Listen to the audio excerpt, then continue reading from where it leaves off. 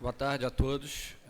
Nós estamos retornando aqui para o painel 4 do nosso Seminário Internacional de Política Fiscal do FMI, Fundação Getúlio Vargas. E esse painel nós vamos escutar os palestrantes e os comentaristas sobre a questão dos gastos públicos, quanto o nível, a eficácia e sua eficiência e os instrumentos de implementação e monitoramento do controle de políticas dos gastos públicos. A gente tem hoje, como todo mundo já percebeu das apresentações à parte da manhã, um quadro grave de evolução do endividamento público, com um crescimento nos últimos 12 anos da participação dos gastos primários do governo central de 1/3 de 1% por ano, nos últimos 10 ou 12 anos. Nós temos uma estabilidade já também, no mesmo prazo, 10 ou 12 anos, de uma carga tributária bruta de uns 33% do PIB. E isso gera, do ponto de vista macroeconômico, um problema de previsibilidade de solvência fiscal. Do ponto de vista microeconômico, um desafio grande também de realocação de recursos. É nesse sentido que a apresentação do Dr. Carlos Mulas Granados destacou que a gente precisa mais do que nunca do apoio desses instrumentos para controle e implementação de objetivos e metas fiscais que têm sido desenvolvidos e adotados em vários países do mundo. Então, para nos falar sobre esses instrumentos hoje, nós temos o Dr. Antônio Nucifro, que é economista-chefe para o Brasil do Banco Mundial, e que nos falará sobre essas metodologias de projeção fiscal de médio prazo, em diferentes níveis de detalhamento. Nós vamos ter também o Dr. Luiz de Mello, diretor adjunto de Governança Pública e Desenvolvimento Territorial da OCDE, que vai nos falar sobre os procedimentos de avaliação de qualidade dos gastos públicos, das perspectivas de eficácia e de eficiência, que são coisas diferentes, como nós vamos ver. Em princípio, eu gostaria de distribuir o tempo da seguinte forma: 20 minutos para cada um dos palestrantes, 15 minutos para... desculpa, esqueci de mencionar os comentaristas que nós vamos ter. Doutora Fabiana Rodopoulos, coordenadora geral de Estudos Econômicos Fiscais da Secretaria do Tesouro. Doutor Renato Vilela, secretário estadual de Fazenda de São Paulo.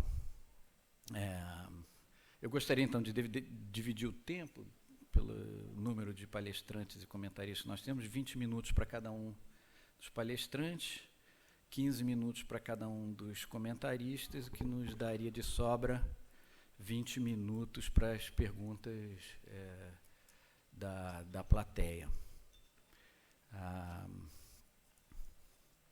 Então, eu não sei se na ordem de preferência. Vamos começar, então, com o palestrante Dr. Antônio Nucifro.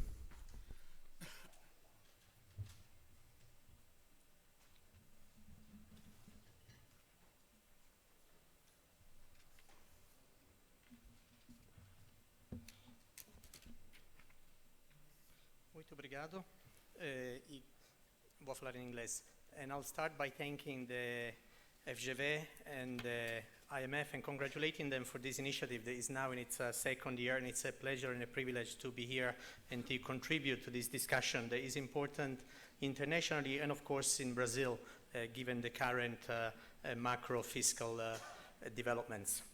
My presentation, as was just explained, will look at how countries worldwide deal with the challenges that arise from fiscal developments. And essentially, I'll be talking about the type of tools the countries normally apply in order to be able to better manage their fiscal accounts. We'll talk briefly about the medium-term fiscal framework. We'll then look at sort of longer-term projections, which become important, especially in countries that are seeing a lot of demographic shifts. And then we'll focus a little bit on budget rigidity, with the message being that if we have a rigid budget, then we cannot really plan or adjust to incoming shocks and developments.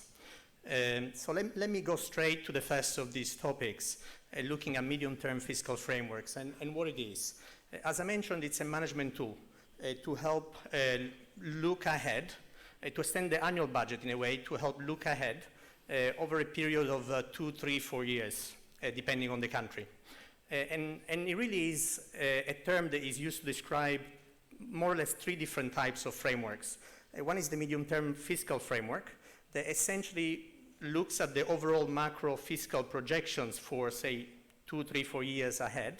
It sets what is a sustainable use of, a sustainable resource envelope in the sense of how much can the state go ahead to spend without engendering the fiscal sustainability of the country.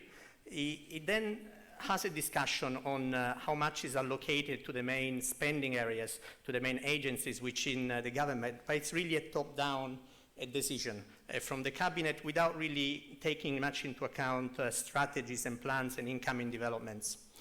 And in that sense, it can help more on the fiscal discipline than in terms of looking at efficiency, both in terms of allocation and within each agency. The second type of framework is the medium-term budget framework, which sort of combines this top-down approach that we just discussed with a more in-depth sense of priorities, competing priorities across different agencies. So it's both a top-down and a bottom-up approach, but it's still primarily an input-based. How much resources are we going to give given what is the plans in terms of health or in terms of education of a country? In that sense, it fosters a discussion on the budget over a medium term, and therefore it fosters a discussion on allocation, on competing priorities and choices. The third one, which is sophisticated and not many countries yet adopt, is the medium-term performance framework. That really also looks really at the efficiency, in a way at the value for money in the use of those resources. And so it uses quite detailed information also on not just at the input on the funding, but also on the outputs and the outcomes to decide where the money is better spent. So that's a much more sophisticated type of medium-term fiscal management, and it also includes a look at technical efficiency. This is really a very initial slide. It will be developed, I don't know if Mario's presentation is this afternoon or tomorrow morning in much more detail. Now, this medium-term fiscal framework, why do countries use it? Well, they use it essentially because we started with an annual budget, and an annual budget is a great instrument in terms of deciding what the state can afford and where it wants to spend its money, but it doesn't help in terms of looking at more, how shall I say, gradual reforms.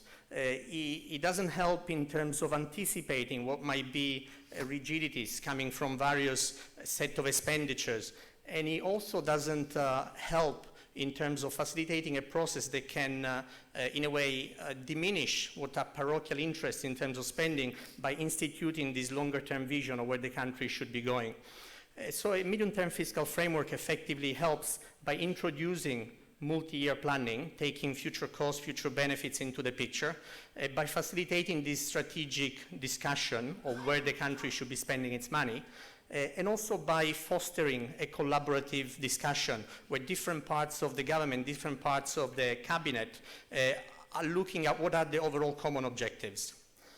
Therefore, as a result of this process, it is expected to bring improvements in terms of fiscal discipline, the overall, making sure that over time the country lives within its means, allocative efficiency in the sense of, again, being able to shift resources to the most needed public areas of spending. And also, as we discussed, it can help in technical efficiency in terms of forcing a process that links the inputs to the outputs and to the outcomes. If we look worldwide, this is based on a study that the World Bank published in 2013, but it was really looking at data until 2008. And the graph shows the the orange, red, and blue lines are the three types of MTF that I discussed about. The MTFF in blue, the MTBF, the budget framework in red, and the medium-term performance framework in orange. And then the yellow bar basically sums them up. But the only message really of this graph is to see the exponential increase in terms of countries worldwide. They have adopted this type of instrument. So while in the 1990s, it was really less than 20 countries using any type of medium-term forward-looking process, we saw that over the last 20 years, this has become a standard piece of fiscal management. So let me say, well, does it work? And in this book that I mentioned, my colleagues looked at 181 countries to see if in reality there is a link, there is a correlation between, or even a causality, between the adoption of this type of medium-term planning and these improvements in fiscal management that we discussed about. And the econometrics, of course, is a little bit, the statistical analysis is a little bit complicated because of the causality issues. Do good countries adopt the MTEF, or do countries that adopt the MTEF become good? There is also issues about omitted variables, other variables that might be correlated with the adoption of an MTEF that might bias the results, but the whole technicalities of doing this analysis are shown in the book. Let me start by very quickly showing some graphs. Essentially look simplistically at the correlation of when a country adopted an MTF, which is a time t in each of these graphs, and then what happened 3 years before and 3 years after the adoption. The blue lines are the actual values, and the red dotted lines are the confidence interval. And this is across this universe of 180 countries, the 181 countries that I mentioned before. So what we see in the top graph on the left-hand side is the correlation of the adoption of the MTEF with fiscal discipline. And so we see a clear improvement over time in fiscal discipline. And this is reflected not just over a 3-year time, but also over 5-year plus or minus, which is the top graph on the right-hand side. Then we have in the bottom the same type of correlation, looking at expenditures and looking at revenues. So in fact, from the whole of these graphs, what we see is that really a strong improvement in revenues was resulting in an improvement in fiscal performance. Something else that we see in these graphs that is not really fully explained is that the improvement happened even before the adoption of the MTEF. And my colleagues, believe by looking at the various case studies that this was associated with two types of processes. One is countries that were preparing for the adoption of this type of framework, and so were already moving toward greater fiscal discipline in terms of their budget process, and also a significant correlation with the adoption of indirect taxation, VAT type taxes, value-added taxation, which also helped increase the revenues and was somehow part of this process of improving the budget process. In terms of allocative and technical efficiency, what we did was to look at, or what my colleagues did, was to look at the volatility of expenditure. So how much was the budget or the medium-term fiscal framework helping in terms of actually having a credible instrument of budgeting and planning. And that's the top graph on the left-hand side, and we see that it's improving, the volatility is decreasing over time. In the other three graphs, we looked in more detail at health expenditures. The idea was that with better planning, you would see more allocations going to health as an important sectors. And de facto, this is what was seen. The countries that were adopting this type of medium-term planning were increasingly devoting resources to health sector. The volatility of these allocations was also decreasing. So an improvement in a way in allocative efficiency. The final graph on the bottom right-hand side is looking at the MTEF and then the cost effectiveness of health expenditures. And there we don't really see any significant input. So let me now look very quickly at these results more formally. In fact, I will skip these slides because I suspect that it's not easy to read anyway.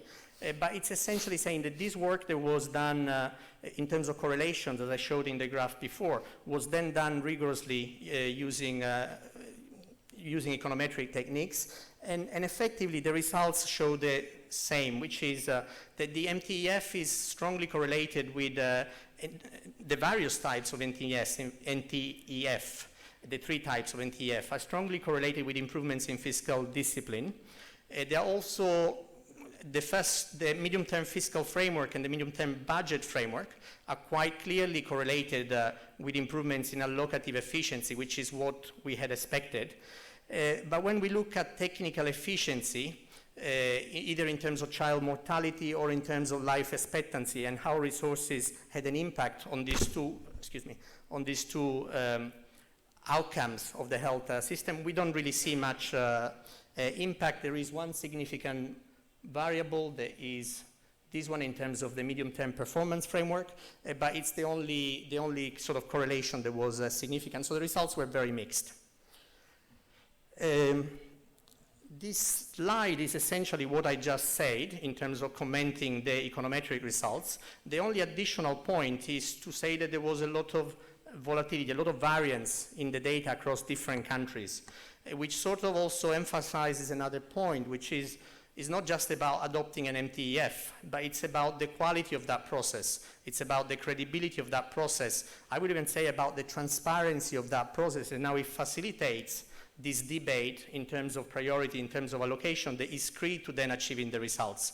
So yes, we see a correlation, positive correlation over time and overall, but certainly there is countries that have adopted MTEF and nothing has happened. So the quality of the process, the credibility of the process is critical. Let me move ahead beyond the medium term, because there is more advanced countries, in addition to adopting more medium-term performance-oriented frameworks, they're also looking beyond, looking really at the long term. And why do we want to do this? Well, first of all, when we look at debt sustainability, 3-4 years is really not enough. We need to look at the evolution of the debt over the longer term, and within that, there is significant shifts in terms of the fiscal pressure that will occur. If you think of the pensions, a 20-30-year horizon, who's contributing entering the labor market now with some benefits, will benefit 30 years down the lines. But those fiscal costs can already be anticipated. The same thing in terms of aging.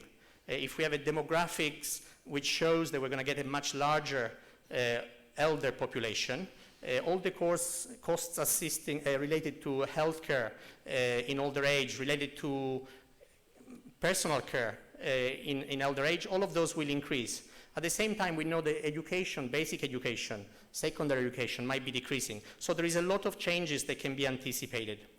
And in a way, countries also need to be able to accommodate these dynamics into their fiscal planning, and that's where long-term fiscal projections are helpful, because you need to be able to find the space. Another reason is that there are policies that are taken today that will only have an impact 20 years down the line. And so obviously in designing public policies, that longer-term perspective, or whether you're investing, we were talking today, in innovation, whether you're giving some benefits today that will then become unsustainable 30 years down the line, whether it's health, education, or pensions, etc. Those costs need to be valued when the policy has been designed. I think this morning, Mansueto gave the example of the PSI. And he said 10 years later, the Treasury has produced a report. But if that report had been produced 10 years earlier, maybe we would have been able to see the limits of what the policy could be. Now, this example applies to all major, naturally, government policies.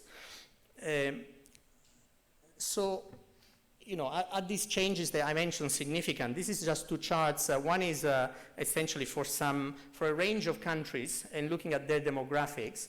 And the indicators is the percentage of the over 65 population in total population.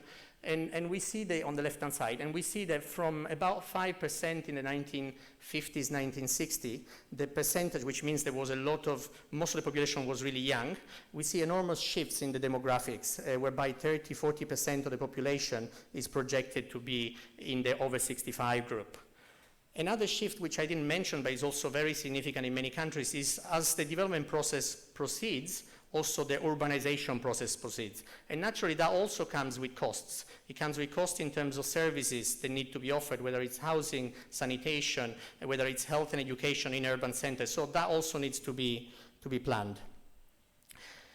This graph, thinking of longer-term projections, a little bit summarizes the conceptual framework for what are the impacts of demographics on the fiscal accounts. And essentially, there are two lines of impacts. The first one is on GDP directly in terms of inputs of production. So the labor force, obviously, the productivity of the labor force, and also in some ways the unemployment, which is part of what's going to accelerate or decrease the macro picture. On the other side, we go directly to what are the fiscal costs, and so we see through unemployment benefits. I mentioned the healthcare and the long-term care and the education and the pensions. Those are all areas of government services which are directly impacted by aging. Now, when we combine the two, the impacts on the macro projections in terms of labor force, in terms of productivity, and then the fiscal implications of the agings, we arrive at essentially a total age-related public spending. And as I mentioned, the impacts can be quite significant. Now, let's look at three countries that have, they regularly look at these long-term projections. In the European Union, in 2012, they produced a fiscal sustainability report, and now it's been updated in 2015. And what they saw was that their dependency ratio, which is a slightly different indicator from the one I used before, it's the proportion of over 65 on the proportion of the population that is in working age, 15 to 64. They see that that proportion changes from having one person retired or over 65 for 4 working age population to 2 to 2. What this means is that if there are 2 people, they are also, in a way, contributing to generate wealth for the other 2 that are now retired. Clearly, that's a much more difficult situation in terms of wealth and distribution than when you had 4 people working and 1 person retired. So the shift in terms of the financing of the system is substantial. When they look more generally beyond the demographics on how this is going to let me also say, and obviously also means a substantial increase in terms, as we said, of the people in the senior age. They will need other types of services beyond the pensions, in the health, in the long-term care, and less in the education. Now, when we look at what this means in the EU in terms of changes in the fiscal, as an aggregate, the projection is that there will be a slight increase in expenditures, about 1.5% of GDP by 2060. So one would say, well, this is not really a problem. However, we look at a lot of variability across countries. So while there are some countries that even will see an improvement between now and 2060, countries like Italy and France, there are other countries that we see a much more severe increase in their fiscal costs, in the order of 7%, or when we account for risk scenarios, even looking at 9-10%. This is the graph of what I was just mentioning. It basically ranks all the European Union countries, and it shows in the blue bar what is the expected change by 2060 in terms of fiscal impacts. So the countries that actually see an improvement is essentially countries that have already adopted a pensions reform.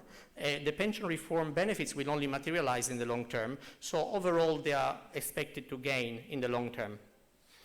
But then you see that there is a much larger group of countries that sees the fiscal situation degenerating, and degenerating, as I mentioned, quite substantially. The red dots and the X's in red are 2 different shock on the labor force participation and shock on the total factor productivity. They are sort of risk scenarios. But the bottom line is very clear, is if you're looking at an increase of 6, 7, 8%, even 9% of GDP in terms of your expenditures, clearly you need to anticipate that and do something to smooth it over and possibly prevent it. This is a slide also taken from the publication that I mentioned, the Fiscal Sustainability Report of the EU, that decomposes. On the left-hand side, we see what is the current spending of each of those countries on age-related services, so looking at pensions, health, and long-term care It does not include education. That would actually be a benefit. And on the right-hand side, it looks at the changes. Okay, and again, we see that there is some countries, as we mentioned, they see improvements due to the gains in terms of pensions cost. But then you see very significant increases in expenditures in most countries, which are related in the red to the health and in the green to the long-term care. So a major shift in government services demand and therefore in fiscal outlays. Very quickly, I think I can skip this slide, except for saying that dealing with pensions, which is really one of the drivers of these longer-term fiscal costs, is not easy. In Europe, pretty much all the countries have been trying to increase the retirement age and to reduce the benefits. And yet, the impact has been quite limited in terms of short-term fiscal outlays. First of all, because there is an increase in life expectancy, which has been offsetting the increase in retirement ages.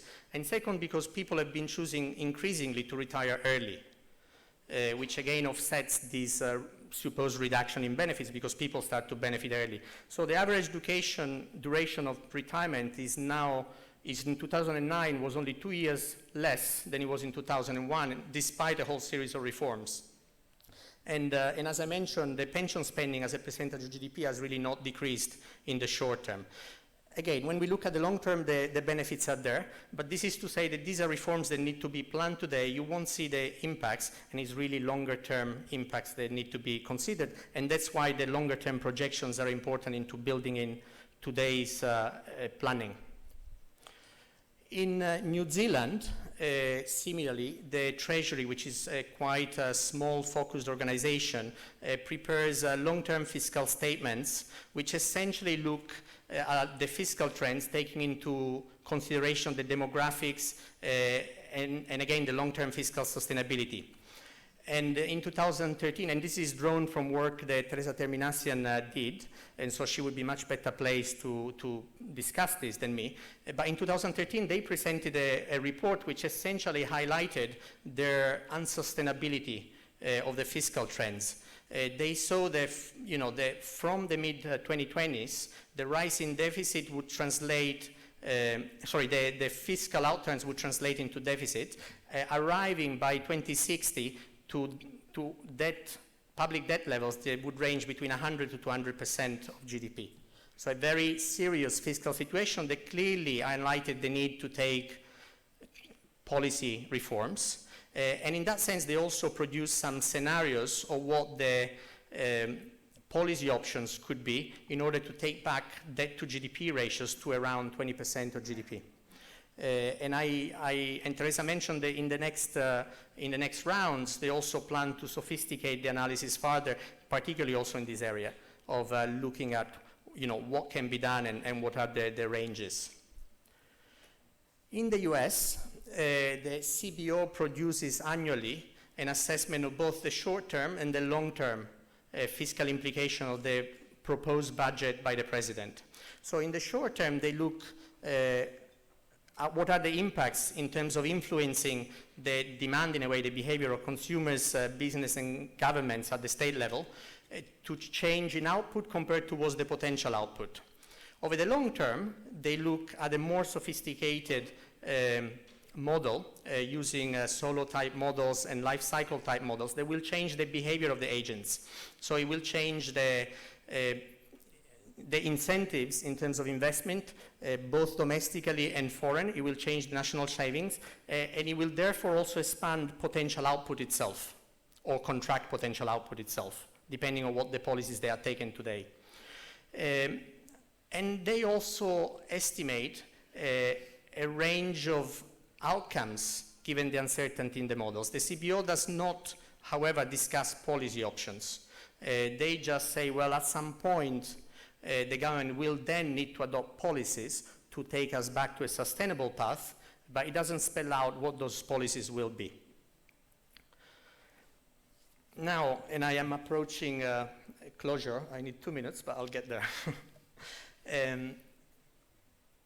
It's very good to have your medium-term fiscal framework and even your longer-term projections if you can actually change your budget. If you cannot change your budget because everything has been legislated and you know how much goes to each sector or how much is blocked in benefits, then obviously those projections are not very useful because there is nothing that you can do as a treasury, as a government, to reallocate your expenditures. Unfortunately, in LAC, many governments have very rigid budgets. And at the same time, there are countries, including in LAC, that have shown the way forward. So Ecuador, in the graph here on the right, was shown to have 92% of its budget as rigid in 2006, as over the last decade, substantially reduced this, and they now have a significant amount of flexibility in terms of the fiscal policy. Chile, that is not in this graph, does not allow by law any earmarkings, any allocations to sectors. So there is ways to solve these problems, and there is a study by colleagues in CEPAL that has been looking at this issue of budget rigidities, and it helps in terms of thinking about how to handle different types of rigidities. So they list essentially 7 different types of rigidities, some of them related to benefits, whether it's social security, whether it's some infrastructure that needs to be allowed in order to allow development. A different type relates to, in a way, rights and guarantees for the handicapped, or for some goods which have a sort of a public good, in a way, service. Then there is, of course, a third category that looks at intergovernmental transfers, which are not really controlled by the central government, by the federal government in this case, or Brazil. Then there is some rigidities that are brought in because of linking to the macroeconomic environment. For instance, this could be naturally the debt service and the interest rates, but in terms of other rigidities, the minimum wages, or type of policies which are counter-cyclical, which are built into the policy framework. There is rigidities in terms of the allocation of natural resources and what they'll be used for. And then there is rigidities that's number 6, in terms of competition, in a way, amongst different groups. For instance, the military or the legislative might decide that if health has got 10% of GDP or 10% of the budget, then we also want the same. So there might not be any meritocratic per se, or any guarantee per se, or any prioritization, but because of the dynamics in the budget process, they decide that we also want to protect our spending. The study suggests that different benefits, different rigidities need to be addressed differently. First of all, in terms of the benefits, by all means, there is a reason, obviously, for to allocate these benefits, but what is important is to do so transparently, and to do so in a way that, notably social security, social protection, that facilitates a discussion of whether these benefits can be afforded. So that's because then it takes us back to reality in terms of what rules need to be changed in order to make sure that, yes, as a society, we want to spend this much on whether it's social protection, social security. Rights and guarantees, again, they need to be very clearly defined, transparently summed up, because it's individually they might make sense, but as an aggregate they don't. So there is a process of, I guess, public debate that is needed. When we look at fiscal federalism, the focus there, the federal government really normally doesn't have much to say, because these are the result of a political negotiation. And so what the focus then shifts to making sure that those transfers are used effectively. Rigidities that come from macroeconomic performance essentially need to be looked at in terms of the fiscal solvency over time. So counter-cyclical policies may make a lot of sense. But other policies, whether on the minimum wage or other types of indexations, might not be sustainable over the long term, and then they need to be relooked at. Another sort of golden rule is, when it comes to natural resources from natural resources, is not to allocate those for current spending, precisely because of their volatility. So yes, there can be rigidities, but not in terms of financing current spending. I'll skip the other tools, but just to say, and the details are in the publication that I mentioned, but just to say that different types of rigidities, again, should be dealt with in different ways. Summing up, what did I say is fiscal projections are important to anticipate and manage fiscal challenges. And so in that sense, both medium-term expenditure frameworks and longer-term projections have a role to play. But the credibility of the process and this transparency aspect, fostering a discussion, is essential in terms of the success in the use of these tools. And also the budget flexibility is also essential, because otherwise there is no point in having a discussion if you cannot reallocate your expenditures. And finally, the looking at medium term and looking at long term, in addition to talking about priorities, it also opens a discussion about fiscal space, about the need to look at how a scarce envelope of resources is being used, which essentially then takes us to assessing the efficiency, the effectiveness of public spending. And this is what the next presentation will discuss. Thank you.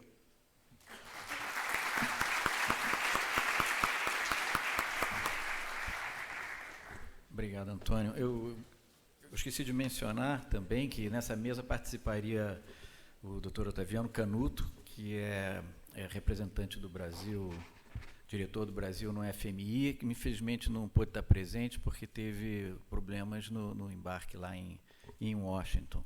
Mas vamos seguir aqui, vamos dar seguimento aqui à nossa apresentação. Gostaria de chamar o Dr. Luiz de Mello, por favor.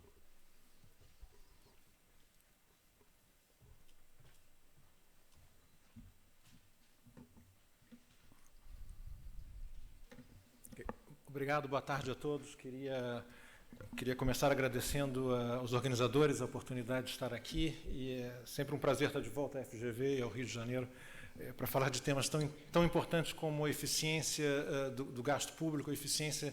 Eu gosto de me referir não só à eficiência do gasto público, mas à eficiência do governo, no seu papel na sociedade, na economia, de forma mais ampla, não apenas o gasto, né?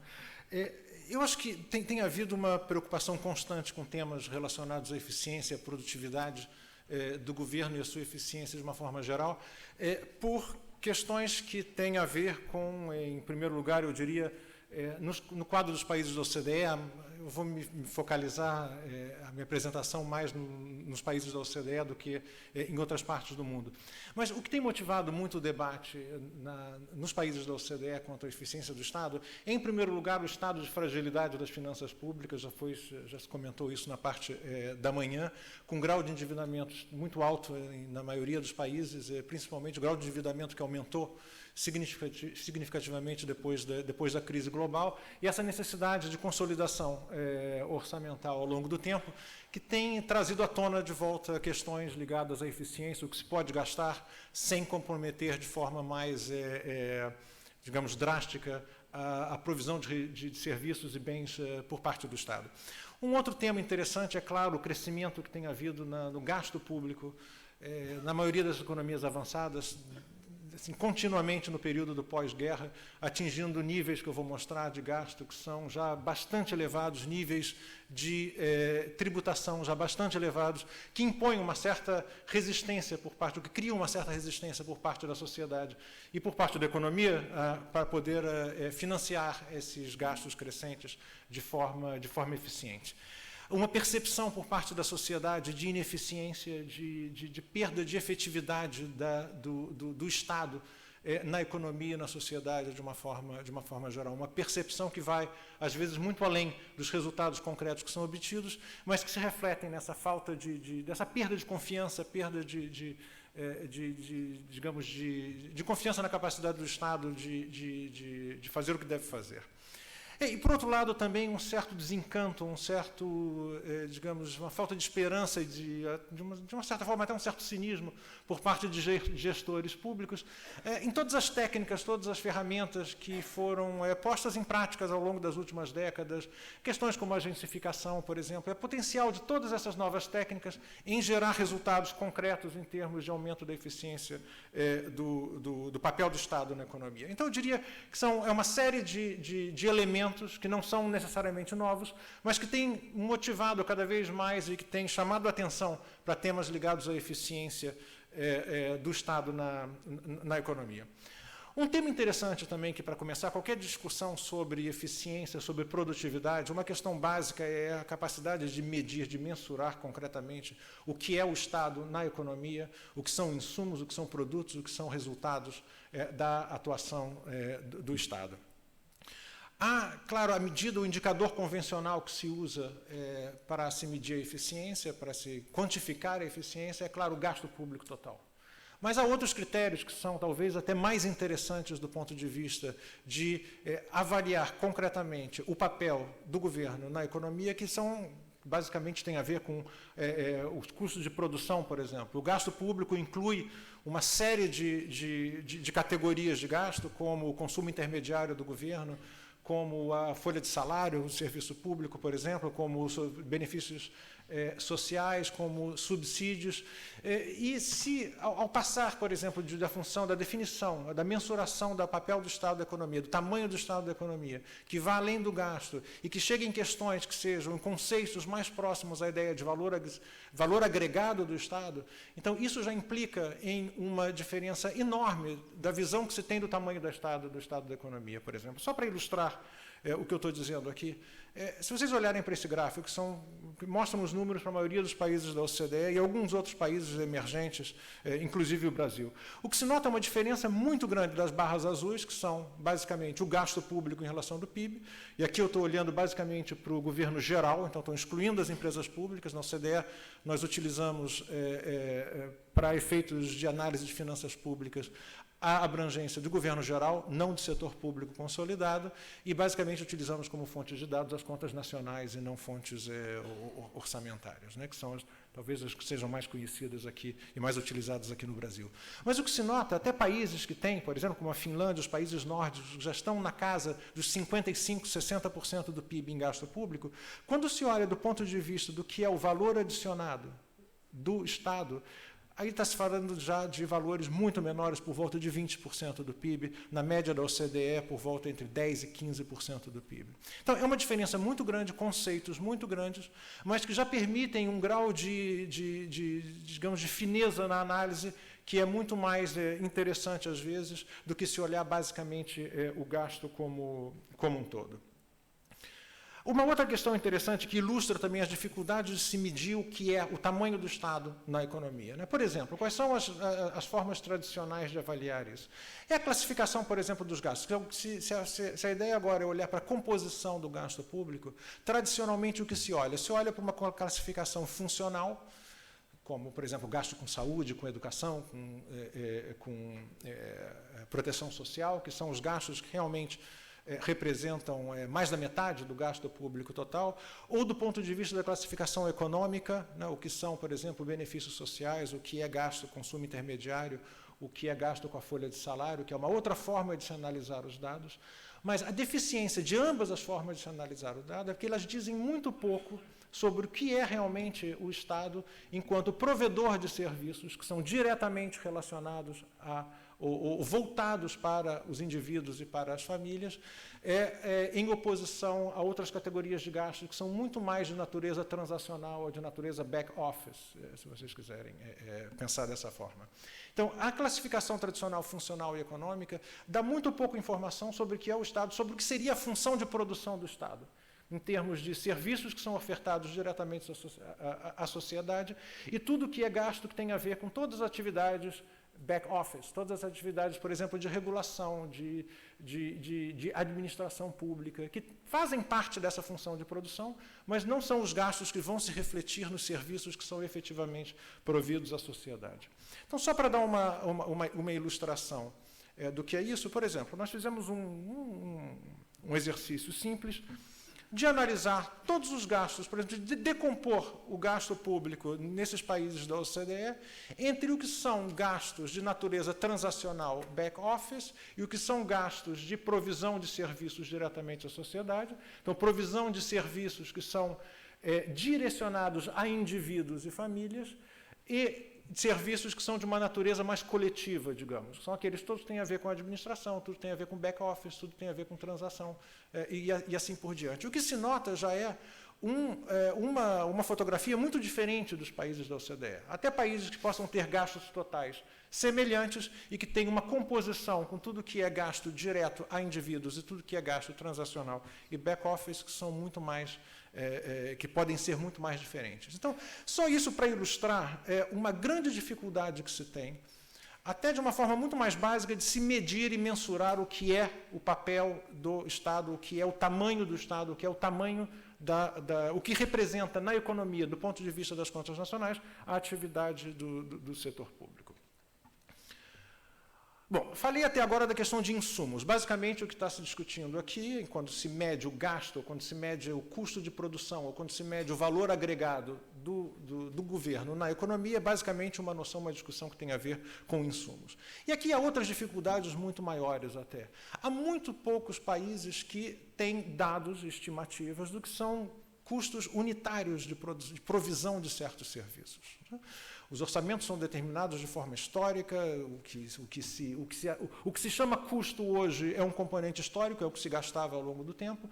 Há muito pouca informação, poucos países que realmente fazem exercícios de mensurar custos unitários de provisão de recursos, que sejam independentes das dotações históricas nos orçamentos e que tenham mais a ver com uma estimação, um exercício de avaliação do que é realmente a provisão unitária para determinados serviços e não para as grandes categorias, as grandes áreas funcionais, digamos.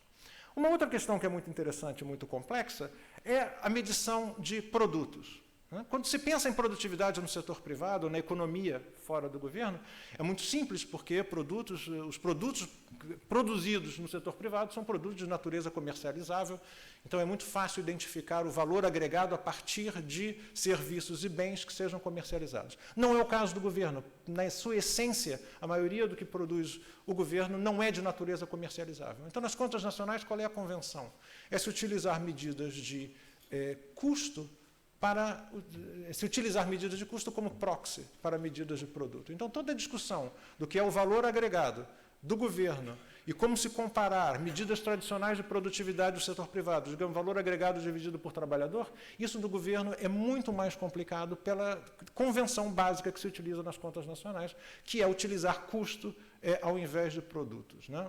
Da mensuração típica do que é o produto da atividade do governo. Então, esse fato de que o grosso do que realmente produz o governo é não comercializável já complica um pouco a discussão do que é eficiência e eficácia do gasto. E há grandes discussões sobre isso. Acho que eu recomendaria, por exemplo, os estudos da Atkinson Commission no Reino Unido, que é extremamente interessante no sentido de avaliar os aspectos estatísticos e quantitativos da mensuração da atividade do Estado na economia, né? Bom, já falei de insumos, já falei de produtos. A outra questão interessante também é a dificuldade de se medir resultados, né? E há uma grande discussão sobre isso, né? Quais são os resultados? Na avaliação do impacto da eficiência, da eficácia do gasto público, deve-se utilizar produtos, que, como acabei de mencionar, têm dificuldades estatísticas sérias, ou se deve utilizar algo mais próximo à ideia de resultados? Isso também é uma questão muito interessante. Há vários países que estão utilizando medidas de bem-estar, não bem-estar subjetivo da população, mas medidas concretas de dimensões de bem-estar, como educação, como saúde, como participação na vida cívica, então, um número de dimensões que podem ser utilizadas para medir algo que se aproxime muito mais a resultados do que produtos da atividade do Estado. Nós fizemos um estudo interessante a nível subnacional, de utilizar, basicamente, avaliar estudos de caso em 7 regiões de países da OCDE, como mencionei, a região sul da Dinamarca, o estado de Morelos, no México, regiões muito diferentes, mas que têm já algum arcabouço conceitual para se analisar não só a provisão de serviços, a estruturação de gastos e atividades, mas também a avaliação ex post da atividade do setor público, baseada não só em produtos, mas, mais além disso, em resultados multidimensionais, que são mais ou menos relacionados com a noção de bem-estar.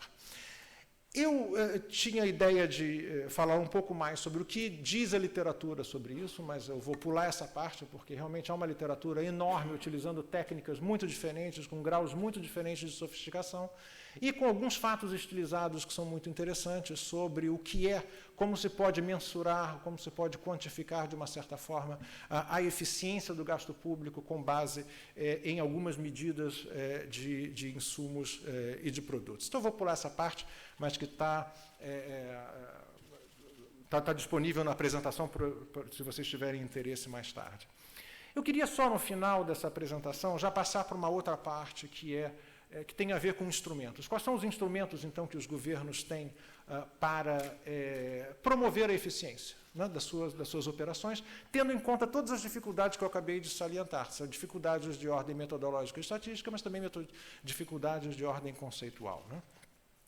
De uma forma geral, já se falou muito hoje sobre os aspectos orçamentais disso tudo, né? Já houve apresentações, o Antônio acabou de falar, por exemplo, os arcabouços de avaliação do gasto de médio prazo, mas outras técnicas que são muito utilizadas também em graus diferentes em diferentes países na OCDE, que tem a ver com o performance budgeting, não é? Que é a formulação do orçamento por resultado, já tendo em vista não só esses aspectos de insumo-produto que eu mencionei, mas já tentando explicitar de forma mais concreta no orçamento os resultados a que se destinam a cada intervenção do Estado na economia e na sociedade.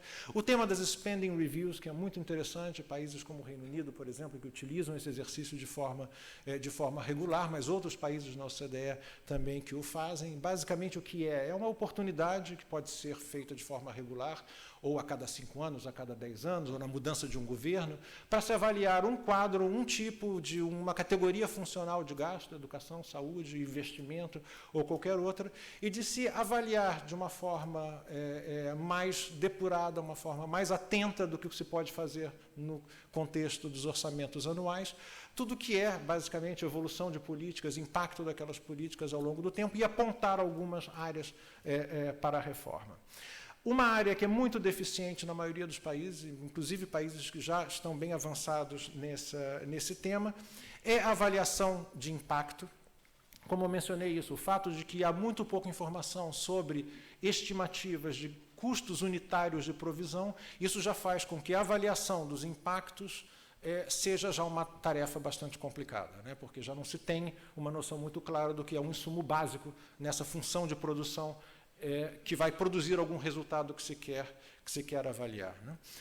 O que se nota também, toda a parte ex post de avaliação, toda a parte de ligar a formulação de políticas e utilização de técnicas como análise de custo-benefício, por exemplo, e depois avaliar essas políticas ex post também é um elemento frágil nesse debate. Poucos países fazem de forma recorrente, de forma regular, esse tipo de análise. Uma questão interessante, que eu acho que também já foi mencionada em várias apresentações de hoje, é a necessidade de uma base de informação que seja sólida, que permita a que se faça uma análise fina do que é essa passagem de insumos a produtos e resultados. A questão da avaliação ex post também, que eu acabei de mencionar, mas que é essencial, acho que o Antônio mencionou isso agora, a capacidade de se realocar recursos no orçamento, que são rígidos pela sua inércia ou por provisões institucionais. Então, a capacidade de se realocar esses recursos a atividades que sejam consideradas mais exitosas, mais eficientes e mais eficazes, com base de avaliações ex post, também cria uma limitação. É muito difícil que isso se faça em prática. A margem de manobra tende a ser muito limitada. Queria também chamar a atenção para um fato que nós temos discutido mais e mais com os países com os quais nós temos trabalhado de forma mais assídua. É a necessidade de se olhar a eficiência, de se analisar a eficiência e eficácia, não só do ponto de vista orçamental, mas também do ponto de vista de um contínuo de resultados de desempenho, de performance, que se possa definir como instrumentos de políticas públicas, né? Por exemplo, a relação com os servidores públicos, né? Como os funcionários públicos.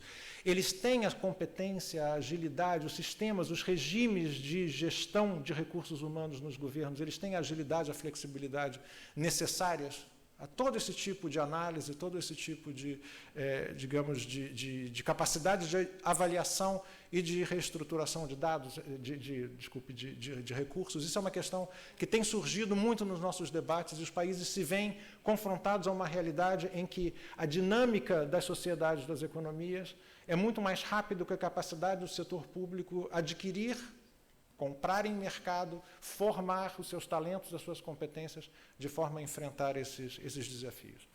Questões, por exemplo, ligadas a instituições de controle interno ou externo nos países, né?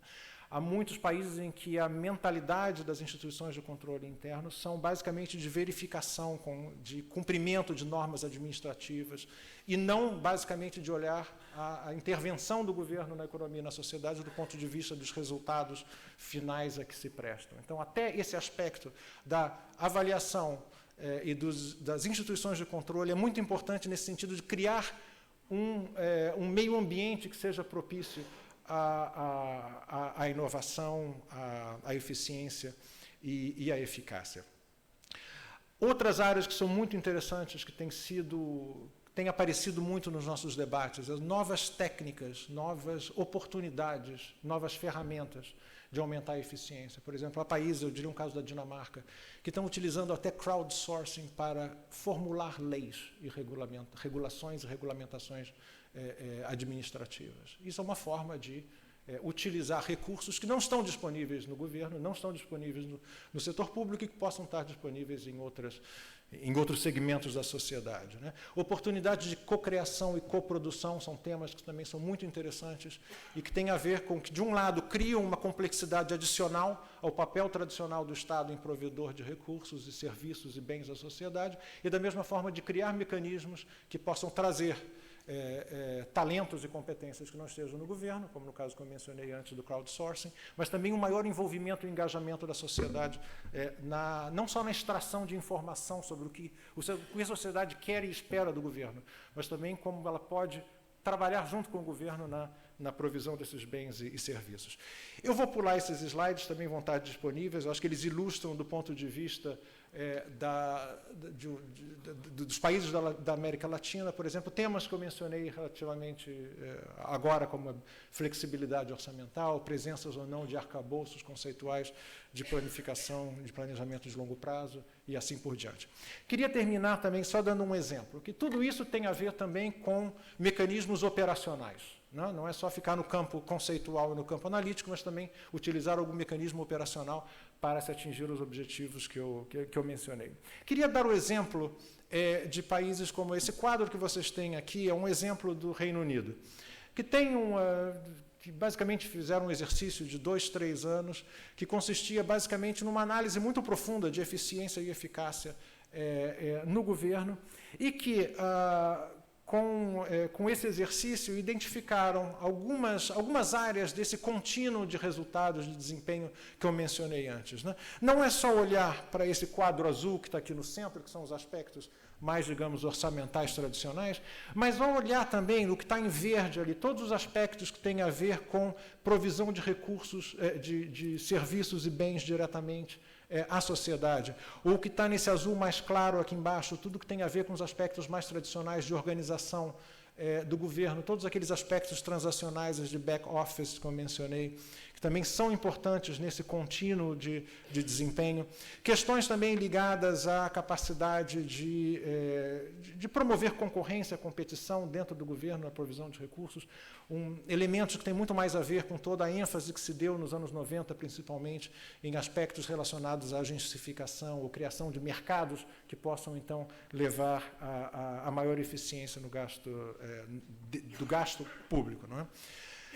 Algumas ferramentas organizacionais, eu diria também o exemplo do Reino Unido, dos Value Maps, é muito interessante. Um aspecto muito interessante que, no nosso diálogo com eles, ficou muito claro que esse exercício que eles fizeram, que eu mencionei, dos últimos 2, 3 anos, por exemplo, o Ministério da Defesa, por exemplo, que é assim o Ministério, que é exemplo de livro-texto, né, de produção de um bem público e que não é comercializável, não tem todas aquelas características de bem público, as dificuldades de se mensurar, se quantificar eficiência nesse caso. O que ficou muito claro na experiência do Reino Unido é que foi uma possibilidade, foi um exercício que permitiu até o Ministério da Defesa em pensar as suas atividades, organizar e discutir as suas atividades em termos de funções de produção. O que é insumo, o que é produto, o que é resultado dentro dessa atividade. Então, essa criação desses value maps, que basicamente são indicações a que cada ministério cumpra um certo número de etapas na sua avaliação de desempenho, surte efeito até em áreas em que não se espera imediatamente que sejam as mais, digamos, voltadas à mensuração de eficiência, no sentido de ser muito fácil analisar o que é insumo e o que é produto e resultado. Os scoreboards, os checklists, a Escócia tem um caso muito interessante também de um checklist. Basicamente, todos os departamentos têm uma ficha de perguntas que são feitas e que qualquer política pública nova, que seja qualquer regulação nova, qualquer atividade nova que surja no departamento, tem que passar por aquelas 10 perguntas. Então, é uma forma também de se instaurar na administração pública algum tipo já de mentalidade, de cultura voltada para a eficiência e para a eficácia. Não quero me alongar muito mais, acho que já passei do meu tempo, mas eu queria só ressaltar 3 pontos que eu acho que são os mais interessantes nessa área em termos do que se vai fazer daqui para frente. Né? Um, eu acho que é realmente investir um pouco nessa questão estatística e nessa questão de quantificar a atividade do governo na economia e na sociedade. Pensar em forma de abandonar um pouco essa convenção de que insumos são iguais a custos e são iguais a produtos na hora de se definir e de se medir e de se incluir nas contas nacionais o papel do governo. Muito mais esforços no sentido de estimar e avaliar custos unitários de provisão de bens e de serviços que sejam de fácil, digamos, definição e de fácil reprodução no interior da administração pública. Também uma questão mais conceitual que tem a ver com temas de, por exemplo, a medição da eficácia e da eficiência deve se dar pelo lado da relação entre insumos e produtos ou deve ir mais além e buscar resultados que sejam muito mais multidimensionais? O aspecto mais interessante, eu diria, de se pensar disso de uma forma multidimensional é que permite avaliar de forma muito mais clara a concorrência que há entre as diferentes categorias de gastos. Num envelope orçamentário fixo, gastar mais em educação implica em gastar menos em saúde, só para usar um exemplo. Ou gastar mais numa atividade corrente implica gastar menos numa atividade de capital. Então, ao se pensar essa questão de forma mais multidimensional, é muito mais fácil se pensar na eficiência global das atividades do governo do que de uma forma menos sistêmica, mais setorial, que seja talvez menos potente do ponto de vista de informar políticas públicas. E, por final, o trabalho que tem a ver com ferramentas concretas, organizacionais e conceituais que os policymakers possam utilizar para medir e fomentar a eficiência no setor público. Muito mais no sentido de se identificar boas práticas e, se possível, melhores práticas, muito mais no sentido de se fazer um benchmarking, uma comparação de atividades, até a nível internacional, para que se possa, claro, sempre levando-se em conta as especificidades de cada país, os aspectos institucionais, culturais e tudo isso que afetam, claro, o desempenho do setor público, mas também, de uma certa forma, ter uma ideia um pouco mais clara do que se pode fazer no sentido de benchmark essas práticas. Né? E, de uma forma geral, também criar, não só através da governança pública, mas através da administração pública, do debate de políticas públicas, uma cultura de avaliação. Nós fizemos, ultimamente, no ano passado, fizemos uma grande pesquisa com países da OCDE e vimos que, basicamente, do universo de países que regularmente utilizam análise de custo-benefício, análise de avaliação ex ante, orçamental e além do orçamento, de todos esses países, só 1/3 deles, então um número muito pequeno, fazem de forma constante, recorrente, regular, uma avaliação ex post. Sem essa ligação entre o que é avaliação ex ante e avaliação ex post, com uma ênfase em impactos e resultados, vai ser muito difícil criar uma avaliação, uma cultura de avaliação que possa permear todo o debate de políticas de como o governo pode melhorar a sua eficiência e o seu, digamos, o seu papel na economia e na sociedade. Com isso, acho que já me estendi demais, agradeço a paciência de todos. Obrigado.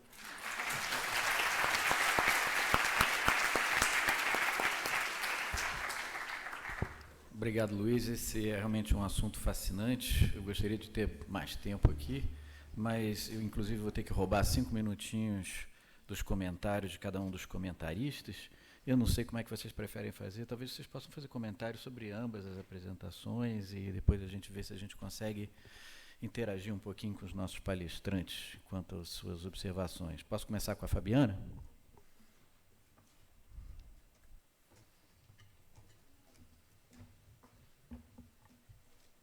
Ok, vou seguir rigidamente aí, com menos 5 minutinhos. Primeiro, agradecer a oportunidade de estar aqui para debater um tema que é bastante caro ao Tesouro, ao país, nesse momento atual, né? De falar da eficiência em busca da qualidade do gasto. E aí todo mundo pergunta assim, o que é esse tema amplo? O que é qualidade? O que vocês entendem de qualidade do gasto? Então, a gente tem falado numa visão mais ampla, monitoramento, avaliação e numa visão de sustentabilidade fiscal. Eu quis colocar aqui, eu fiz uma mescla das duas apresentações, um pouco focado na visão, olhar um pouco o retrato do gasto público, numa ótica orçamentária e também extra-orçamentária, o porquê de se monitorar e avaliar a questão continuamente, né, a cultura de avaliação, eu acho que isso ainda falta muito no Brasil, e a gente precisa buscar, tem feito um esforço grande para isso. O que, ao longo dos últimos anos, a contribuição do Tesouro nesse processo de avaliação e um mecanismo assim, que foi instituído agora em abril, e eu vou trazer aqui a instituição no âmbito do governo federal, do Comitê de Monitoramento e Avaliação de Políticas Públicas. Isso é uma iniciativa importante para tentar juntar todas as instituições, né, Casa Civil, Fazenda, Planejamento, órgãos setoriais, instituições de pesquisas nessa linha de governo. E, por último, um pouco do comentário de olhar isso no ambiente também, no envelope fiscal, da consolidação fiscal e olhando aí o Medium Term Expenditure, MTEF. Então, voltando aqui à questão do panorama estrutural da política fiscal hoje, então, nos últimos 2, 3 anos, nós aumentamos aí nossa dívida pública em 14,8 pontos percentuais, uma parte voltada aí à questão dos déficits, deterioração da conta primária, né, em função da queda da arrecadação, já reflexo do nível de atividade e também das políticas de desoneração que tivemos aí ao longo do período, e a parte também das despesas crescendo aí nos últimos tempos, despesas principalmente de caráter obrigatórios, mandatórios, constitucionais e voltados, como o próprio Mansueto colocou pela manhã, na questão dos gastos sociais. Nós temos na parte da receita a questão das vinculações. Em 2008 nós fizemos o exercício, aí 80% das receitas são vinculadas, mais de 400 legislações, 30 constitucionais, enfim, um emaranhado de leis e cada vez mais criando vinculações, né? A gente quer garantir, cada um quer garantir o seu espaço e, por outro lado, a demanda aí por gastos obrigatórios. Esse slide aqui mostra exatamente essa questão que foi tratada da rigidez orçamentária, qual que é o nosso espaço fiscal hoje em dia. Então, eu mostrei aqui um pouco da composição, basicamente, previdência, pessoal, obrigatórias como FAT, né? Então, nós temos essa outra despesas discricionárias, e dentro de discricionárias tem aí saúde, educação, Bolsa Família, que é preciso cumprir os limites constitucionais e legais, então não são tão discricionárias assim, porque a gente tem que cumprir limites. Então, efetivamente, 8,3% das despesas no âmbito do orçamento são efetivamente a margem de manobra da nossa parte fiscal. E o que está realmente crescendo aí, aquele gráfico à direita ali, são as despesas obrigatórias, só para dar um panorama da questão da rigidez ao longo do tempo. Basicamente, algumas aí voltadas, indexadas, né, indexadas aí ao salário mínimo, a questão de até o salário mínimo benefícios, até o salário mínimo se tem, indexadas ao salário mínimo, indexadas à inflação. Com tudo isso, nós também temos a visão de longo prazo, né? Assim, o que vai impactar na nossa, com a nação, o país já mudando a sua curva, né, demográfica, a questão do envelhecimento da nação vai impactar nossas contas aí nas projeções de longo prazo. E aí eu trago aí dois exemplos, tanto na Previdência quanto na saúde, né? Essas são as questões que hoje o Brasil vai ter que enfrentar, né?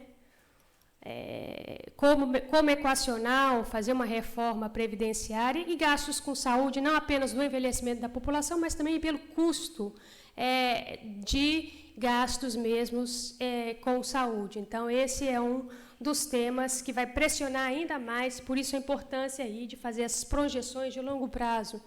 Nas LDOs, nós temos até algumas projeções de passivo atuarial do RGPS, RPPS, mas não temos ela no envelope, nas contas, né, de longo prazo de dívida, e ainda não temos na parte de saúde, né? Temos que avançar. O ponto que eu trago aqui também, que você não pode só focar na parte orçamentária, olha as outras extra-orçamentárias, e aí eu trago aí o montante aí nos últimos tempos, isso foi colocado hoje pelo Mansueto, os créditos junto ao BNDES, nós temos aí 9% do PIB, né, em relação aos créditos BNDES, e aqui ele hoje mencionou muito na parte de subsídios explícitos, aqui é a conta do que está no nosso relatório, que foi colocado agora, o valor dos subsídios implícitos no contrato BNDES, em torno aí o valor presente de 182 bilhões, e isso mostrando a curva aí que nos próximos anos ainda carregando, vai ser um peso ainda na nossa conta, impactando a taxa implícita aí da dívida, né, e impactando a nossa dívida aí. Gastos tributários, né? Aqui é a conta, aqui a base efetiva de gastos tributários em termos de 5% do PIB, né? 22 crescendo em relação às receitas, né? 22,09% da receita.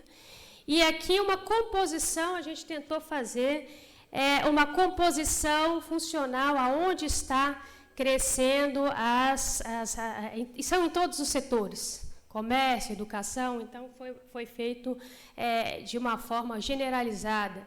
Eu queria colocar aqui que durante o ano de 2015, inclusive, foi feito um estudo, até pela Afonso, né, da questão de uma avaliação. Vale mesmo a questão da folha salarial?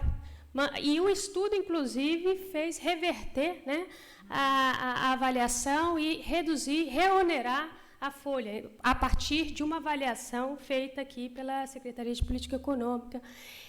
A importância de fazer esse tipo de análise para reverter algumas políticas, né? É nesse contexto de uma demanda de serviços públicos cada vez mais crescente, né? Todo mundo quer, demanda por mais serviços e serviços de qualidade, e uma necessidade de olhar isso num ambiente de forte desaceleração econômica, num ambiente de crise das finanças, que a gente fala, em um ambiente também de que a gente tem a questão dos impactos de longo prazo, de envelhecimento da população, que realmente a gente tem que buscar fazer de forma mais eficiente. Realocação dos recursos, onde é pouco produtivo, fazer com menos recursos e priorizar na eficiência de gasto público, né? Aqui é uma visão de governo geral ainda, comparando com economias avançadas, G20, economias emergentes, a gente está no próximo aí das economias avançadas. Esse dado aqui foi atualizado em relação ao livro, coloquei já 2015, né? Então, nós estamos acima aí do padrão tanto da América Latina emergente, quanto comparados aí da Europa emergente, né? É importante falar também um pouco, eu não coloquei aqui porque era a questão do tempo, de um trabalho que nós, juntamente com o IBGE, fizemos para avançar em termos das estatísticas fiscais vinculadas a contas nacionais. Então, você também pode, isso foi feito aí, já estamos adotando paralelamente à estatística de finanças públicas de 2014. No ano passado, fizemos uma publicação conjunta, juntamente com o IBGE, mostrando a comparação de contas nacionais com estatística de finanças públicas. Enfim, essa análise que o Luiz colocou de olhar, a fazer uma avaliação da política pela visão contas nacionais, né? Ela já permite essa nova estatística, antes, esse trabalho é do ano passado, né? Ela vai permitir esse tipo de avaliação em óticas de contas nacionais. Então, esse foi um avanço, e o próximo avanço agora é olhar não apenas os fluxos, mas também a visão de balanço patrimonial, trazendo outras questões para dentro, outras questões muito relevantes e importantes, como passivo atuarial de regime próprio, né, outras questões que estão fora da nossa visão e a ótica de como nós hoje olhamos as estatísticas, ainda muito com enfoque somente de caixa, e essa visão mais abrangente que a gente está avançando. Em relação ao termo de avaliação e melhoria da qualidade do gasto, nós lançamos no último ano aí um livro de avaliação da qualidade do gasto e mensuração da eficiência, foi no ano passado. Então, nós vimos uma necessidade de juntar, assim, para os gestores públicos, ou mesmo assim, que tipo de material, o guia de informações, e nós colocamos lá uma parte muito teórica, né, com os conceitos de ideia, fronteira, inclusive com a preocupação de ensinar passo a passo no R, como fazer os cálculos, né? Então, fizemos esse trabalho, foi feito juntamente também com o Banco Mundial. Foi fantástico, o capítulo da experiência internacional, enfim, como o Banco Mundial faz avaliação, o capítulo de lições aprendidas de Spending Review, interessante aí, que foi importante para a gente, inclusive o trabalho que nós estamos fazendo com o Banco Mundial, né, para ver o que podemos aprender ou não com as experiências da OCDE em relação à Spending Review. Além disso, temos a preocupação de olhar aí gestão periódica, de fazer avaliações ex post. Fizemos um trabalho grande no ano passado na questão do FIES, da remodelagem, e qual é a focalização do FIES? Nós vimos que no trabalho que 95% da população poderia pedir o programa. Então, vamos trabalhar na focalização, vamos trabalhar na empregabilidade. Então, fizemos um trabalho e continuamos ainda alguns focos aí, trabalhos em saúde, educação, com esses objetos, não apenas com enfoque orçamentário, mas, além disso, até mesmo na remodelagem da política pública, né? Além disso, tentando olhar também não só enfoque na avaliação ex ante. Então, chegam vários projetos de leis. Hoje em dia, se a gente obedecesse a própria LRF, era fácil, era porque não fala qual é a fonte de recurso. Mas não, vamos além disso. qual que é o objetivo, qual é o público-alvo, quais são as informações para permitir uma avaliação ex ante. Então, a gente também tem trabalhado nesse trabalho, nesse esforço. Essa institucionalização do modelo e monitoramento de políticas públicas foi feita agora, né? Não, essa parte daqui é do que a gente vem, institucionalização de uma visão maior, mais abrangente, é do PLS, que a gente trabalhou com o relator Ricardo Ferraz, PLS 229, na Lei de Qualidade Fiscal, olhando aí para a União, Estados e Municípios, colocando algumas visões de aprimoramento de políticas públicas, e aí quais são as métricas, tentando colocar uma visão mais ampla aí. E também na proposta agora, olhando o enfoque Estados e Municípios, no alongamento, na proposta que o Executivo levou, também colocamos a questão com a contrapartida também de fazer critérios de avaliação periódica de programas e projetos do ente, logicamente, de uma visão mais geral, né? Então, a importância de olhar uma concepção mais ampla do monitoramento e avaliação, desde o início do desenho, do diagnóstico do programa, na parte de execução e do resultado.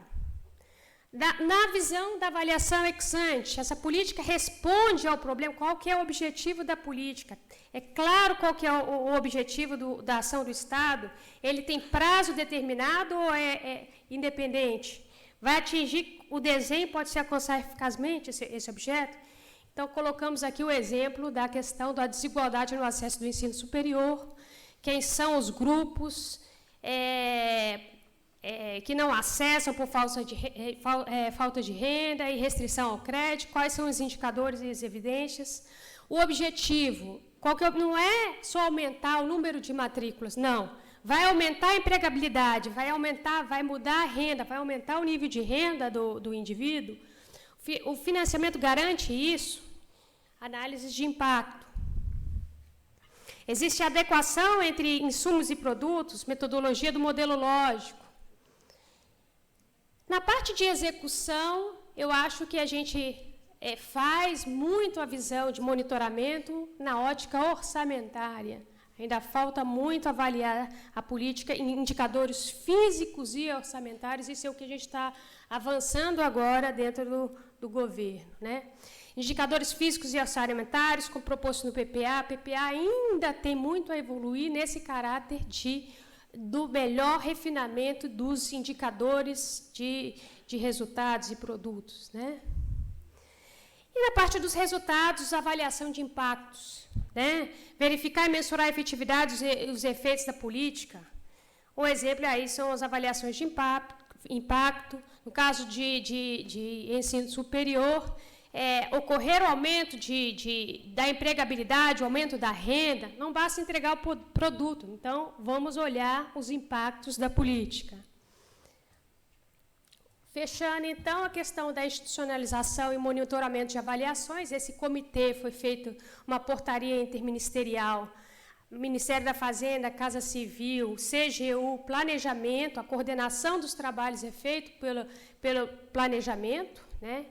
Vai revisar, estabelecer diretrizes e áreas e programas a serem avaliados, com o apoio do IPEA, IBGE, ENAP, ESAF, também com apoio do Banco Mundial, numa visão de spending review para alguns programas, aí, previdência, benefícios de prestação continuada, licitações e pessoal, de uma forma geral, e esses grupos temáticos também que vão ser criados, mas uma visão de integração e coordenação entre áreas. No primeiro foco aqui, olhando o orçamento de 2017, mas tem que ser muito mais amplo para a visão desse monitoramento contínuo e relacionado com o ciclo orçamentário. Essa é a ideia desse comitê que vinha sendo discutido desde o ano passado. E olhando tudo isso, para que serve também? Esse vai ser insumo para a questão da gestão de despesas numa visão mais de médio prazo. Então, ainda no Brasil, o nosso foco ainda continua no curto prazo, continua em cumprir a meta do exercício, corremos atrás e e ficamos ainda nessa visão de curto prazo. O PPA não foca em projeções fiscais de uma visão agregada, de um limite, não existe ainda limite de dívida, mas faz esse envelope fiscal que deveria fazer esse instrumental, né? A LDO, nós temos aí a questão da meta do ano, mas dos 2 exercícios seguintes, mas ela é definida anualmente, podendo ser alterada a cada ciclo orçamentário. A cada nova LDO também tem as mudanças, então o foco ainda continua sendo na visão anual, né? Então, o MTF vai além dessas projeções de médio prazo e pode ser feita lista exaustiva de programa, necessidade de conciliação de necessidades do bottom-up com a visão de governo top-down. Eu acho que a gente está capacitado para iniciar um debate de visão top-down, né, como a gente já faz hoje na LDO, e esse monitoramento de avaliação de política poderia contribuir com essa definição e aprimoramento da realocação de recursos, girar insumos para a conciliação dessas restrições. Então, uma sugestão inicial nesse grupo de monitoramento e avaliação, ter uma visão também dessa consolidação fiscal, né, de maneira gradual, em paralelo com a visão do orçamentário legal atual. Esse novo processo vai gerar mudanças, porque o enfoque tem que aproveitar esse exercício para focar também nas despesas obrigatórias, constitucionais, e isso vai ter que vai de qualquer forma ter um custo político, porque são reformas estruturais que vai mexer em algumas questões sociais, mas vai gerar, como o próprio Antônio colocou, a necessidade para você funcionar, ter espaço e flexibilidade nesse arcabouço. Então, essa era a mensagem que eu queria passar. Obrigada.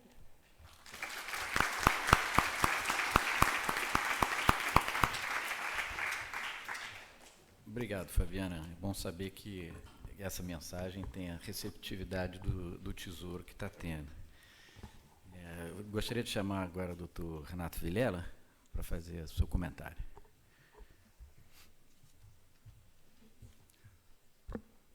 Obrigado, Afonso. Boa tarde a todos. Queria, antes de mais nada, agradecer aos organizadores, à Fundação Getúlio Vargas, ao Fundo Monetário Internacional, por ter, primeiro, me convidado, a honra de me convidar para estar aqui, e, segundo, proporcionar momentos aqui de excelente discussão, propostas, ideias efetivamente inovadoras numa área em que a inovação não tem sido uma marca muito constante. Eu vou tentar falar de forma breve, e eu vou trazer um ponto, o ponto principal aqui, a minha ideia é trazer um pouco, quase que reflexões de um gestor público na área de finanças públicas, que é algo que eu tenho feito mais frequentemente nos meus últimos 20 anos, de maneira a trazer um pouco de tempero a muito daquilo que tem sido colocado aqui. Muita gente, as discussões hoje foram muito frutíferas e falou-se muito na forma de, mais especificamente nesse painel que eu faço parte, na questão da eficiência do gasto, como você criar mecanismos, instrumentos de melhorar a produtividade do gasto público. E, sem sombra de dúvida, é claro, essa é uma função, essa é uma preocupação fundamental. Mas eu queria trazer um pouco para a discussão e mais para a reflexão de todos nós aqui. Eu confesso que eu não tive tempo ainda, ao longo desses 20 anos, isso é uma preocupação constante minha, mas eu não tive tempo de me aprofundar nesse tema, não consegui botar um modelo por trás, não consegui botar números, então eu vou falar um pouco livremente, e vocês me perdoem, mas é que eu noto que há uma restrição maior, existe um teto que se pode ganhar em termos de eficiência no gasto público, se nós formos procurar melhorar processos, se nós formos procurar trabalhar olhando para programas, para iniciativas, ou até mesmo, como eu disse, para processos.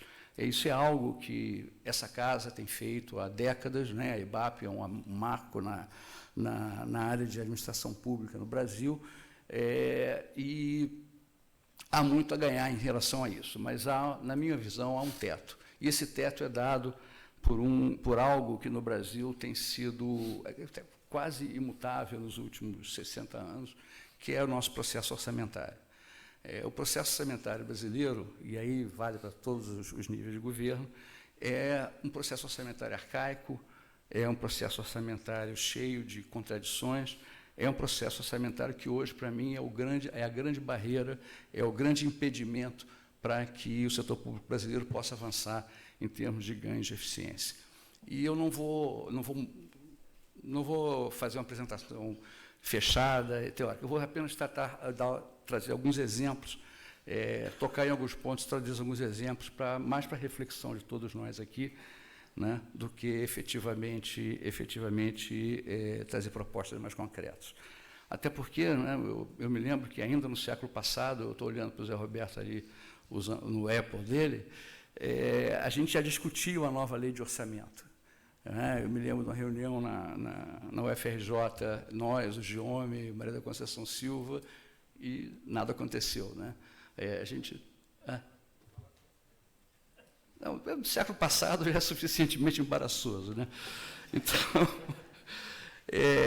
qual é o problema, basicamente? O problema é que a forma como o orçamento é feito, como a legislação de finanças públicas no Brasil foi desenhada ao longo dos últimos anos, ela traz entraves que são intransponíveis. A gente, efetivamente, tem que reformar a lei orçamentária, só que a lei orçamentária, se a gente for falar de reforma tributária, reforma da Previdência, reforma política, reforma da CLT, ela está sempre lá, 15º, 16º, e eu acho que ela teria que, de alguma maneira, a gente tem que mostrar, trazer para o debate público. Eu sei que não é um assunto charmoso, não é um assunto dos mais interessantes, nenhum jornalista vai querer te entrevistar por conta de uma reforma orçamentária, mas ela está...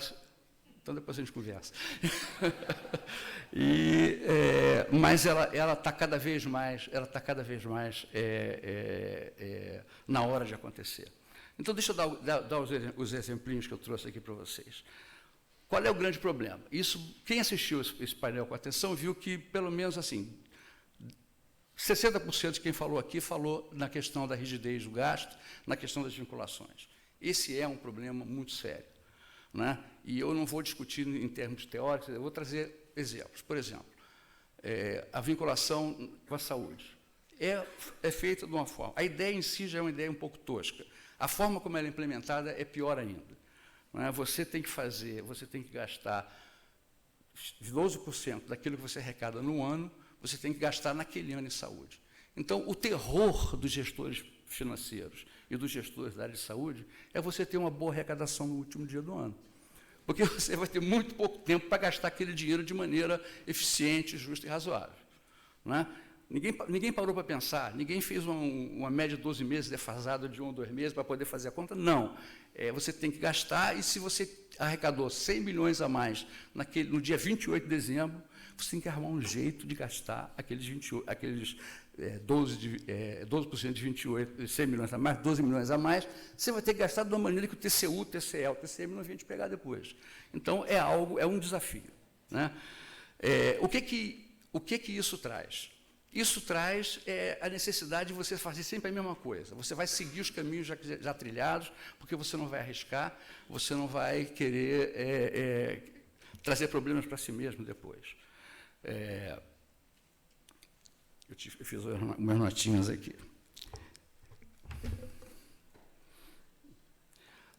O caso de saúde é um caso muito bom, eu acabo sempre usando ele para fazer esse ponto, porque, além de você ter essa rigidez, esse valor fixo que você tem que gastar, existe uma questão que eu não vou entrar aqui agora em detalhes, mas existe uma questão que tem a ver com a forma como a vinculação é definida, que ela exclui uma série de despesas que tem tudo a ver, não com saúde, mas com a saúde das pessoas, e que estão propositalmente excluídas das despesas que são protegidas por essa vinculação. Né? Quer dizer, a gente não precisa fazer conta para ver que é muito mais eficiente, a produtividade é muito maior se você gasta dinheiro em saneamento para evitar que as pessoas peguem dengue, chikungunya ou malária, seja lá o que for.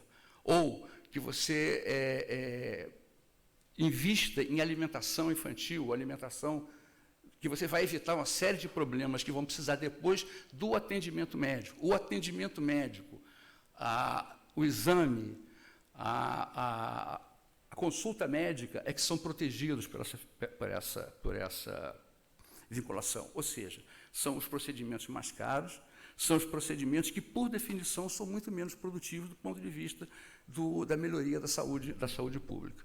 Né? Então, essa é uma questão que, independentemente do que a gente venha fazer, independentemente daquilo que a gente possa melhorar em termos de processo, procedimentos, protocolos de atendimento, a gente vai estar sempre atuando no lado ruim da produtividade dentro dessa área. Ou seja, é algo que é difícil de você fazer, por exemplo, análise de custo-benefício, é difícil de você tratar com o mínimo de racionalidade, são processos extremamente complexos, são processos que são demorados, e você, no final das contas, isso abre uma porta para um outro problema que também é grave, como todos nós estamos vendo, mas que eu não vou entrar muito em detalhes, que você acaba não conseguindo distinguir o que é ineficiência do que é corrupção. Porque o dinheiro sai, o dinheiro vai embora e você não consegue saber exatamente qual foi o motivo primário daquele desvio. Então, assim, como o Luiz falou, como o Antônio mencionou, como o Carlos Ivan falou no início, hoje de manhã cedo, uma das primeiras medidas que nós temos que fazer é acabar com essa ideia de congelar, ou de garantir, ou de proteger setores. Ou, pelo menos, façamos rodízio de setores. Né? É evidente que nós estamos há não sei quantos anos com 25% em educação, os resultados indicam que isso não ajudou muito, né? E você tem uma série de outros setores, outras áreas de atendimento público que certamente, com mudança de tecnologia, certamente vão baratear, com mudança das características demográficas da população.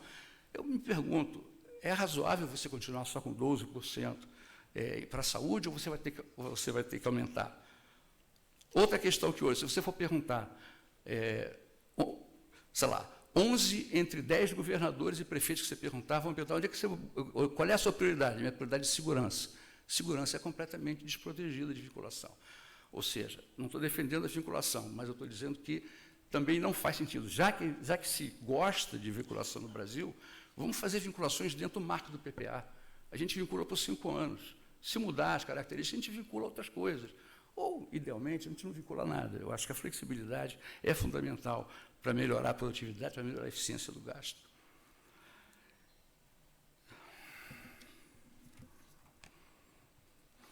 Um outro problema, e aí tem muito a ver com o que o Antônio e o Luiz falaram ainda há pouco, é que a gente não consegue medir nada.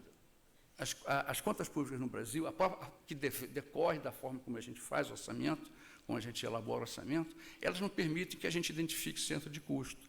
Ela não permite que a gente identifique unidades básicas de prestação de serviço que nada tem a ver com as unidades básicas do orçamento.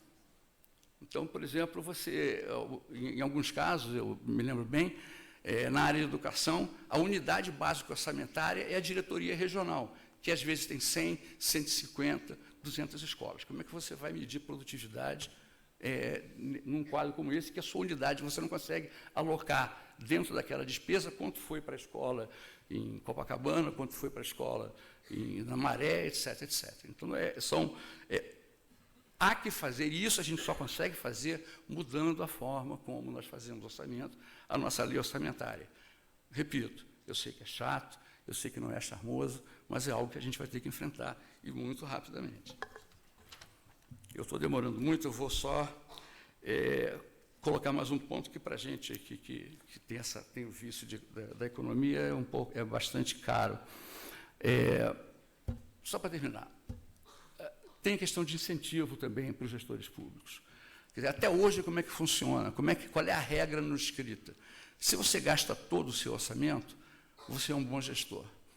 Se você for azarado o suficiente para reduzir os seus custos, apresentar o output até maior daquele que tinha sido contratado, entre aspas, com você, e gastou menos, ou seja, sobrou dinheiro no seu orçamento, no ano seguinte, não, você não precisou gastar tudo, você não gasta tudo, você gasta com menos, reduz o seu orçamento. Então, você não tem sequer o incentivo para aumentar a sua produtividade nos períodos subsequentes. Ou seja, isso também tem que ser alterado de forma significativa. Olha, eu poderia ficar aqui falando horas sobre esse assunto, mas eu vou poupá-los desse desafio, até porque eu não queria ficar entre vocês e o coffee break. Obrigado.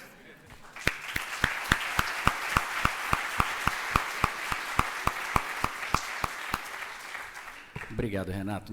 Eu estou com o meu orçamento de tempo de 1h30 estourado em 5 minutos. Eu espero que o Zé Roberto me cobre com juros simples, não compostos. Mas na verdade, estou precisando de uma orientação sobre como é que nós fazemos. Então, eu gostaria de abrir para uma ou duas perguntinhas. Tem algumas pessoas que estão... Eu gostaria que as perguntas fossem direcionadas à mesa, para a gente poder ver assim, quais são os mais inclinados, os mais aptos a responderem mais precisamente. O microfone está circulando? Alguém se...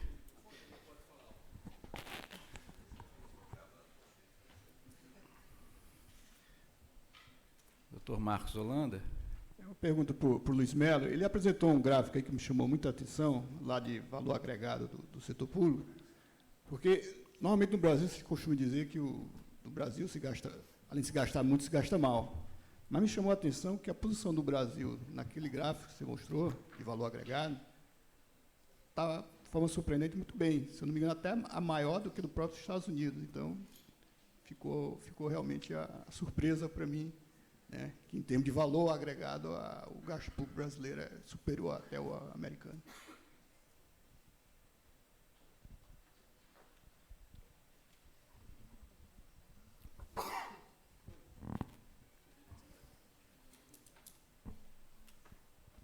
Se possível, secretário Renato Vilela, um pouco mais de observações sobre a questão do incentivo ao gestor, especialmente ao gestor de saúde, exatamente na questão que o senhor colocou, na não execução orçamentária ao final e a perda desse orçamento no exercício subsequente, como uma forma de desincentivo à já tão difícil produtividade do setor.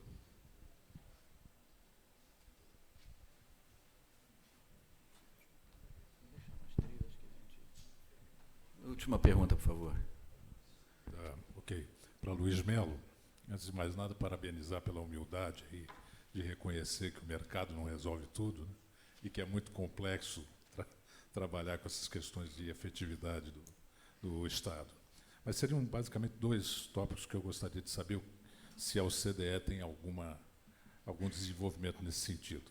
O primeiro se refere à questão da escola, que hoje reconhece que o Estado não é um simples prestador de serviço, e que ele é cada vez mais visto de uma postura ontológica como um gestor de riscos e como um segurador de última instância. E o segundo é com relação a uma questão que a doutora Fabiola, né, resvalou, que é a questão do emprego. Então, a questão da qualidade do emprego. Né, os países periféricos, né, um dos grandes desafios do Estado, principalmente dos Estados em cima de economias extrativistas, né, é exatamente você conseguir gerar de forma sustentável empregos qualificados, né, que permitam todo um círculo virtuoso, inclusive da educação. Então, se os países, dentre os países da OCDE, se existem métodos e técnicas de mensuração, identificação, detecção dessas qualificações do emprego e também dessa postura ontológica do risco. Obrigado. Obrigado. Nossos palestrantes. Luiz. Muito Muito obrigado pelas perguntas. A questão do valor agregado. Realmente, o Brasil, naquele gráfico, está muito próximo até da média da OCDE, que está em torno de 12%, 13% do PIB como valor agregado bruto, né? Basicamente, o valor agregado bruto, nessa medida de contas nacionais, é folha de salário, mais um consumo de capital fixo do governo, impostos menos subsídios à produção e às famílias, e alguma coisa de resultado operacional bruto, mas que é muito baixo no caso de governo, porque o governo tem pouca atividade comercializável. Então, basicamente, o que mostra ali, naquela categoria especificamente, é que o Brasil realmente não está muito longe das normas da OCDE, enquanto gasto com salários do setor público, com a folha de salário, em relação à média da OCDE. O que distingue muito o Brasil ali não é nem em relação ao gasto total e o valor agregado bruto, mas mais em relação aos custos de produção, que realmente no Brasil está um pouco mais fora da linha nesse sentido. Mas é uma colocação pertinente aqui. E eu acho que isso ilustra o fato de que países que estão lá com gastos em relação ao PIB muito altos, como eu mostrei, os nórdicos, por exemplo, não tem, quando se usa a ótica do valor agregado bruto, não estão muito diferentes da média em alguns casos. Então, isso reflete também esse fato de o que está se medindo quando se mede o gasto e quando se mede outros agregados que são talvez mais pertinentes no sentido de avaliar o impacto, né, do governo. A questão de gestão de riscos, isso é um tópico interessante, porque tem saído muito nas discussões nossas, e que nós temos um grupo de trabalho voltado para essa questão de que quais são as óticas, quais são os mecanismos e quais são, conceitualmente, o que o Estado deve fazer como gestor de riscos de uma forma geral. Não só de riscos em termos de catástrofes naturais e coisas, mas riscos de um modo geral, macroeconômicos ou não. Se falou um pouco hoje de manhã sobre a questão de avaliação de riscos fiscais, mas essa questão realmente que está se abordando vai muito além dos aspectos orçamentais e vai muito mais próxima à questão de, por exemplo, como que o Estado se posiciona em relação às tendências globais de mudança de produção, mudanças tecnológicas. Há um papel para o Estado, enquanto provedor de serviços, que possam mitigar algumas das consequências mais nocivas desse tipo de tendência, né? Então, realmente, é um aspecto que nós temos trabalhado. A questão da qualidade do emprego, nós temos, acho que vocês sabem que a OCDE começou a avaliar ou estudar esse tipo de questão na pesquisa PISA, né, que é essa pesquisa que mede o desempenho dos estudantes com idade de 15 anos, né, em áreas diferentes, matemáticas, leitura e assim por diante. O Brasil participa do PISA desde a primeira rodada do PISA, que foi há 12 anos atrás, né. O PISA já está na 4ª rodada. O que a OCDE começou a fazer há uns 3, 4 anos foi já avaliar, lançar uma pesquisa que se chama PIAC, que já não focaliza mais nos adolescentes de 15 anos de idade, nas suas competências acadêmicas, mas mais nas competências dos adultos jovens, basicamente são pessoas por volta de 21 anos de idade, e as suas competências no mercado de trabalho.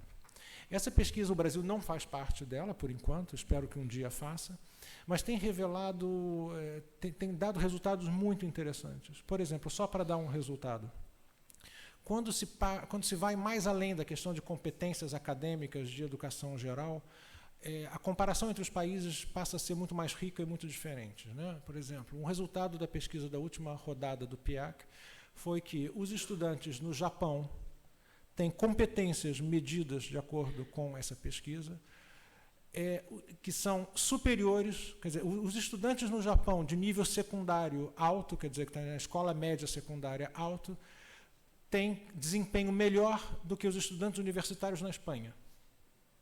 Então, quer dizer, uma diferença de 5 anos de formação e que não gera o desempenho que é o desempenho requerido no mercado de trabalho, entre as empresas, numa evolução, quer dizer, num contexto que é muito mais evolutivo, que é muito mais complexo do que os tipos de competências e formações tradicionais da educação geral, né? Então, sim, estamos trabalhando nessa área de forma muito mais granular, muito mais em termos de avaliar desempenho a nível de escolas e estabelecimentos de educação, e muito mais voltadas, além da competência da educação formal, ligado também ao desempenho de indivíduos no mercado de trabalho, com base naquelas competências que devam ter e que estão sendo demandadas pelo mercado de trabalho agora. Obrigado. Obrigado.